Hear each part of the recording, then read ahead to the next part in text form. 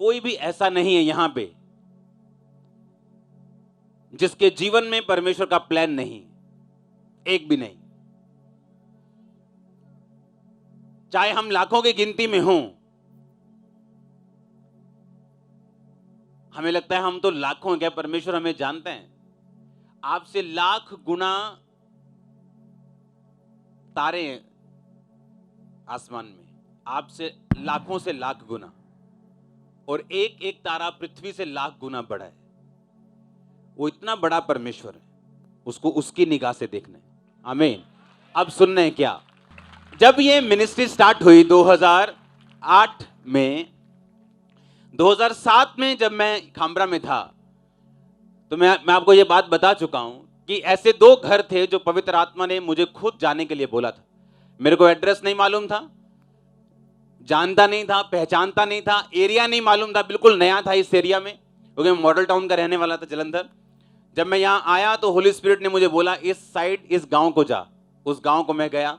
अब आगे जा, आगे गया, अब इस गली मुड़, अब जाके पूछ यहाँ क्रिश्चियन कौन है। कहते यहाँ एक ही क्रिश्चियन घर है, ये। उस घर में मैं गया।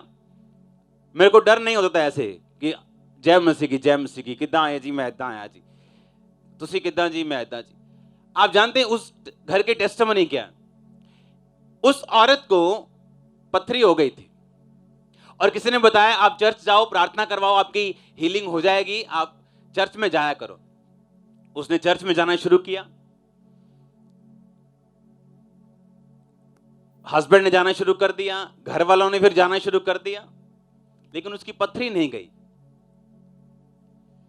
और जब मैं उसके घर गया, उसने मुझे बताया कि अभी मेरा पथरी का ऑपरेशन हुआ है प्रभु में आने के 20 साल बाद या 25 साल बाद।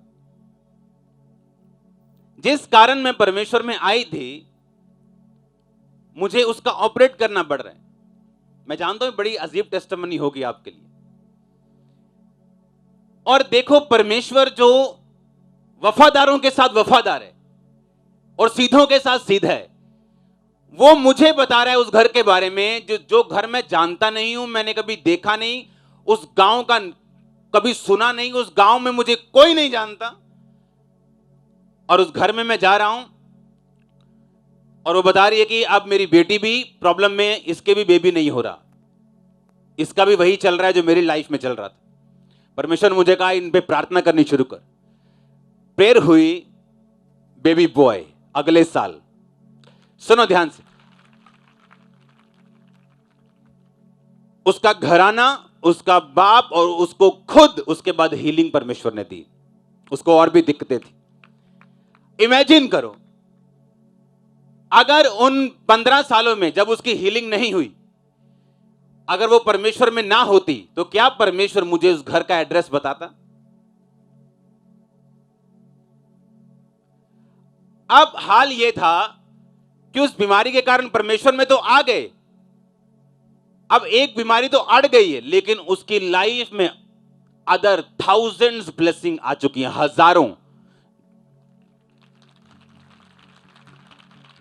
इमेजिन करो, अगर वो इस छोटी सी बात से कि मेरी पथरी का हल नहीं हुआ परमेश्वर में ना होती, तो आज भी उसकी बेटी बच्चे को तरस रही होती, आज भी उसका हस्बैंड हीलिंग को तरस रहा होता, आज भी वो दूसरी हीलिंग्स के लिए तरस रही होती। कई बार परमेश्वर एक छोटी चीज को पकड़ के रखता है आपकी लाइफ में, आपकी वफादारी को जांचने के लिए,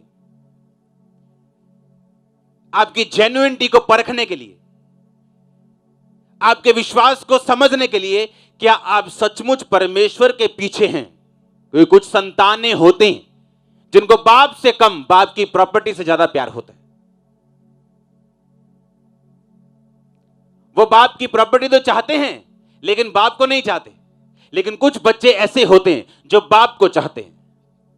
तो परमेश्वर मेक श्योर करना चाहता है कि आपको उस डेस्टिनी पे ले जाने के लिए, उस मंजिल तक, उस हायर कुर्सियों तक, उस लेवल तक लेके जाने से पहले वो परखना चाहता है कि आप उसकी प्रॉपर्टी के पीछे हैं या आप अपने बाप के पीछे हैं।